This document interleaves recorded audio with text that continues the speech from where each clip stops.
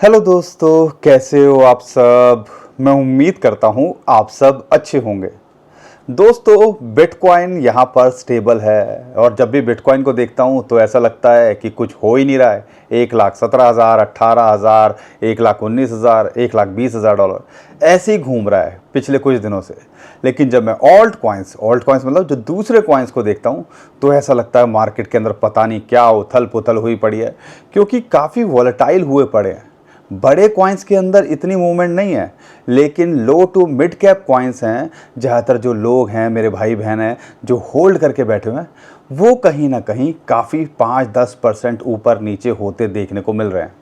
और इसकी वजह से यहाँ पे लोग टेंशन के अंदर हैं। क्या हमें कोई ऑल सीज़न देखने को मिलेगा, क्या कोई बुल रन आएगा कि नहीं आएगा। लेकिन यहाँ पर बिटकॉइन जो है, आप समझ के चलिए, जब यहाँ पर टिकने की कोशिश कर रहा है तो हमने भी 2025 के अंदर टिके रहने की कोशिश करनी है। लेकिन यहाँ पर बिटकॉइन और ऑल्ट कॉइन्स की तो बात करूँगा, क्या मार्केट के अंदर चल रहा है और मार्केट के अंदर क्यों ये प्रेशर देखने को मिल रहा है और क्यों मार्केट थोड़ी वर्टाइल हो सकती है अगले 2-3 दिनों के अंदर, ये सारी बात करेंगे। लेकिन आज की जो सबसे बड़ी न्यूज़ है वो है कॉइन DCX को लेके, क्योंकि रूमर्स निकल के आ रहे हैं कि कॉइनबेस, जो कि one of the biggest crypto currency exchange है दुनिया का, वो इंडिया का one of the biggest crypto currency exchange है कॉइन DCX, उसको खरीदने की यहाँ पर बात चल रही है। ऐसे रूमर्स निकल के आ रहे हैं। तो यहाँ पे जो हैक हुआ था कॉइन DCX का ऑलमोस्ट $44 मिलियन, जो कि 350 करोड़ 360 करोड़ के आसपास बैठता है, क्या उसका प्रेशर है। और इस एक्सचेंज की वैल्यूएशन 2 से 3 बिलियन डॉलर चली गई थी 3 साल पहले, और इस टाइम पे 1 बिलियन डॉलर से नीचे है, जो डेटा सामने निकल के आ रहा है। तो क्या ये बिकने वाला है, क्या उनके CEO का कहना है, ये सारी बात करेंगे। और एक्सचेंज को लेके हमें क्या करना चाहिए, ये भी मैं इस वीडियो के अंदर आपको समझाने की कोशिश करूँगा। दोस्तों, बहुत कुछ है आज की वीडियो में।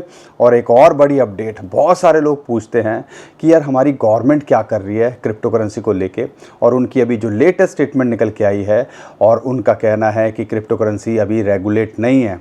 और यहाँ पे डेटा को लेके, डेटा की यूजेज को लेके क्या स्टेटमेंट निकल के आई है, वो भी इस वीडियो के अंदर आपको बताने की कोशिश करूँगा। तो दोस्तों, बहुत कुछ है आज की वीडियो में बताने और समझाने के लिए। चैनल पे पहली बार आए हो तो चैनल को सब्सक्राइब कर लीजिएगा, वीडियो को लाइक और शेयर कीजिए। सुबह सुबह बैठ गया, क्योंकि मुझे पता है बहुत सारे लोग कॉइन DCX को यूज़ करते हैं, वो पैनिक में होंगे। आधी न्यूज़ निकल के आई होगी, आधी न्यूज़ उसको पता चली होगी, और आधी न्यूज़ अभी पता ही नहीं होगी। तो मुझे लगा फटाक से आपके लिए वीडियो बना देता हूं, ताकि आप ज़्यादा परेशान ना हो। तो सबसे पहले चैनल को सब्सक्राइब कर लीजिएगा, वीडियो को लाइक और शेयर कीजिएगा, ताकि यहाँ पर आपको हर चीज़ ऑन टाइम मिलती रहे। तो सबसे पहले हम कॉइन DCX की बात करेंगे। जो लाइव मिंट है, इंडियन एक मीडिया हाउस है, उनकी तरफ से स्टेटमेंट निकल के आई कि 2 लोग हैं जो इस बात से परिचित हैं, और ये निकल के आया है कि हैक के बाद में कॉइनबेस जो है इसको खरीदने की बात कर रहा है। अब ये निकल के आया तो एक तरह से देखते हैं, कॉइनबेस दुनिया का सबसे बड़ा एक्सचेंज में से एक आता है, जैसे कि बाइनेंस आता है। तो आप कह लीजिए टॉप 2 टॉप 3 के अंदर यूजुअली ये रहता है, और USA का तो सबसे बड़ा एक्सचेंज ये है ही। तो अगर इसकी बात निकल के आई है तो कहीं ना कहीं एक्सचेंज के ऊपर और कॉन्फिडेंस आना चाहिए। कल को ऐसे ही अगर हैक होंगे तो ये संभाल लेगा, इतना उसकी वैल्यूएशन या इतनी उसकी वर्थ है। तो इस नज़रिए से देखते हैं तो पॉजिटिव लगती है बात। लेकिन यहाँ पे ये चीज़ निकल के आती है कि भैया सेल करने की नौबत क्यों आई। अब ये आपको पता है 300-350 करोड़ कोई छोटा मोटा अमाउंट तो होता नहीं है। WZIRX से तो बहुत छोटा अमाउंट है, क्योंकि वहाँ पे 2000 करोड़ की बात हो रही थी, यहाँ 350 करोड़ की बात हो रही है। लेकिन कोई भी क्यों अपनी जेब से देना चाहेगा, या क्यों, क्योंकि हैक होने के बाद में वो पैसा रिकवर होगा कि नहीं होगा, हमेशा इस पे एक डाउट रहता है। क्योंकि ज़्यादातर हमने केसेस में देखा है वो पैसा वापस आता नहीं है, WZIRX का आज तक आया नहीं है। तो यहाँ पे हो सकता है इस चीज़ को कंपनसेट करने के लिए फाउंडर्स ने सोचा हो, या रूमर निकल के आए हों, या बात छिड़ी हो, क्योंकि अभी आखिरी स्टेज पे आने की बात हो रही है। लेकिन यहाँ पे कॉइन DCX के जो CEO हैं सुमित गुप्ता, वो सामने आए, और उस इंसान की मैं पर्सनली भी तारीफ़ करता हूँ, क्योंकि जब हैक हुआ था उसके बाद वो एक्टिवली सोशल मीडिया पे सब चीज़ों के जवाब दे रहे थे। और यहाँ पे उन्होंने एक और बात बोली थी कि सबके पैसे दे देंगे, और जितने भी विड्रॉल लगाए थे लोगों ने, 30-31 हज़ार विड्रॉल INR के अंदर, सब उन्होंने 2 से 3 दिनों के अंदर कर दिए, विड्रॉ लोगों को अलाउ कर दिया। एक कमी है इंडियन एक्सचेंजेस में, ज़्यादातर बड़े एक्सचेंजेस, खासकर CoinDCX की बात करता हूँ, कि वो क्रिप्टो विड्रॉल नहीं देते। हो सकता है रेगुलेशंस और बहुत सारे इश्यूज़ को लेके ये बात हो, लेकिन अगर ये ऑप्शन देते तो हो सकता है ये एक्सचेंज और अच्छा करता देखने को मिले। लेकिन उनकी जो स्टेटमेंट निकल के आई है कि ये जो है भैया रूमर है और CoinDCX सेल के लिए नहीं है, और ज़्यादा डिटेल वो आगे आने वाले टाइम के अंदर बताएंगे। तो यहाँ पे दो चीज़ें हैं। पहली जो न्यूज़ थी, कॉइनबेस लास्ट स्टेज पे है CoinDCX को लेके खरीदने के लिए। दो लोग गुप्त सूत्र हैं, वो कहाँ से निकल के आते हैं, क्या न्यूज़ आती है भगवान जाने। लेकिन ये अभी फ़िलहाल जो उनके CEO हैं सुमित गुप्ता, उन्होंने डिनाई कर दिया है कि यहाँ पर हम बिल्ड कर रहे हैं और ये सेल के लिए नहीं है। अब ये दोनों उम्मीद करता हूँ क्लियर हो गई होगी। लेकिन हमें करना क्या चाहिए? हमेशा आज की बात ले लो, 5-7 साल पहले भी जब वीडियो बनाते थे, 10 साल पहले भी वीडियो बनाते थे, और आज भी हम बोलते हैं और हमेशा ये बोलते रहेंगे, जब तक आपके पास आपके ताले की चाबी नहीं है तो अंदर का माल क्या है वो आपका नहीं है। समझ लीजिए, अब यहाँ पे मान लीजिए CoinDCX पे बड़ा हैक हो जाता, मान लो 50% चला जाता या सारा चला जाता, तो आप क्या कर लेते? तो इसलिए आपको, अगर आप ट्रेड नहीं कर रहे हो, देखो ट्रेड कर रहे हो तो एक मजबूरी है कि यार आपको ख़रीदना बेचना है, तो यहाँ पे आपकी मजबूरी बन जाती है। लेकिन अगर आप ट्रेड नहीं कर रहे हो तो अपने पर्सनल वॉलेट के अंदर हार्डवेयर वॉलेट 5-10 हज़ार रुपये के आते हैं, लेजर ट्रेजर, वो ले सकते हो। वो आप ख़रीद के अपने पास होल्ड करते हो तो वो ज़्यादा बेटर है। और ऐसा नहीं है कि यहाँ पर आपको ऐसे होल्ड करना अलाउ नहीं है, लेकिन अगर आप अपनी ITR में डिस्क्लोज़ करोगे, सारी चीज़ें प्रॉपर तरीके से टैक्स दोगे, नॉर्म्स को फॉलो करोगे, तो आप ऐसे भी होल्ड कर सकते हो। तो ये चीज़ भी की जा सकती है। तो ध्यान रखिएगा, जब तक आपके ताले की चाबी नहीं है, आपके पास में आपका कंट्रोल नहीं है। तो जब ऐसे होता है, WazirX के साथ क्या हुआ है, 50% जो होल्ड जो अभी उनके एक्सचेंज के पास है वो अभी तक नहीं पता कब मिलेगा, और 50% जो हैक हो गया वो तो पता ही नहीं उसका कुछ होगा कि नहीं होगा। तो ये हमें समझने की कोशिश करनी है।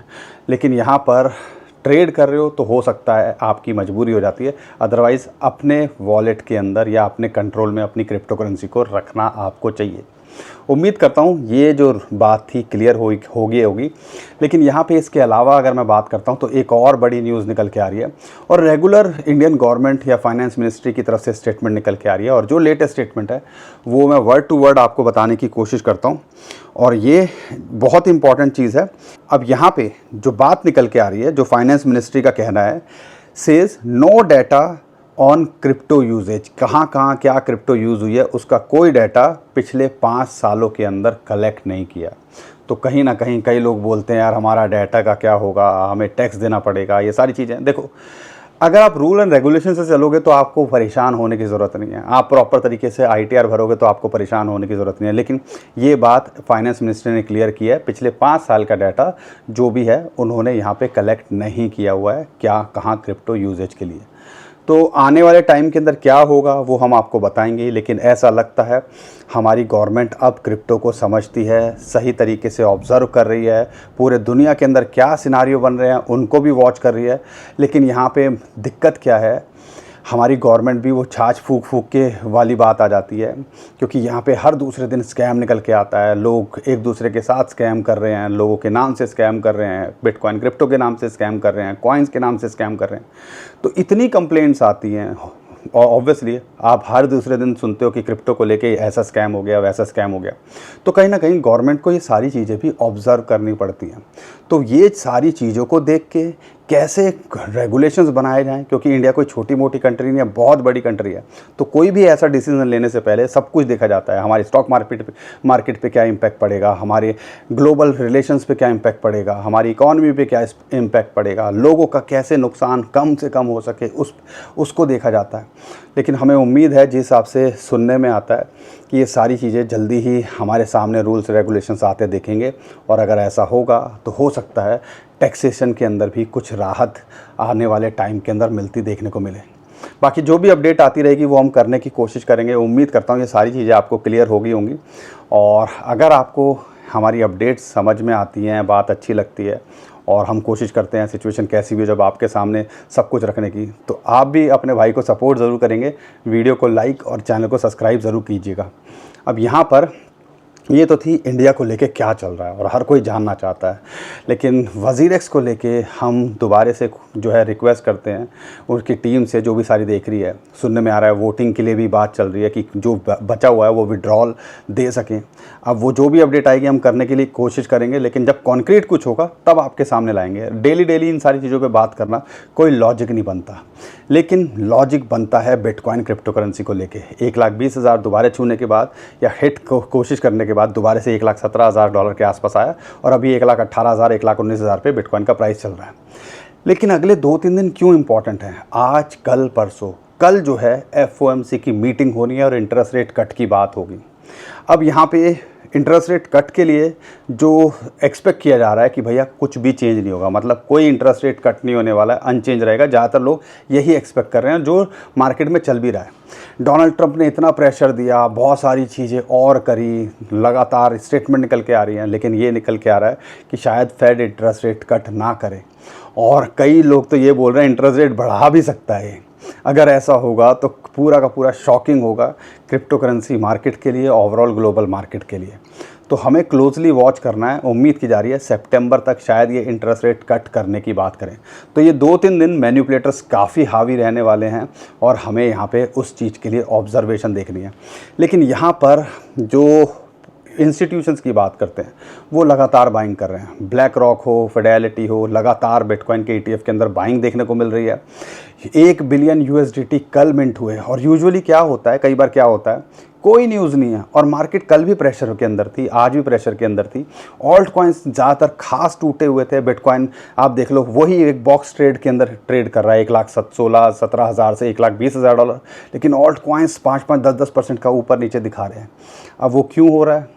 वो $1 बिलियन आया। $1 बिलियन 8-9 हज़ार करोड़ होता है। भैया डिप में बाइंग करने के लिए कोशिश करते हैं कि जितना सस्ता मिल सके वो हमें लेने की कोशिश करें। ये मार्केट के अंदर गंदा है पर धंधा है और हमने अक्सर ऐसा होते देखा है।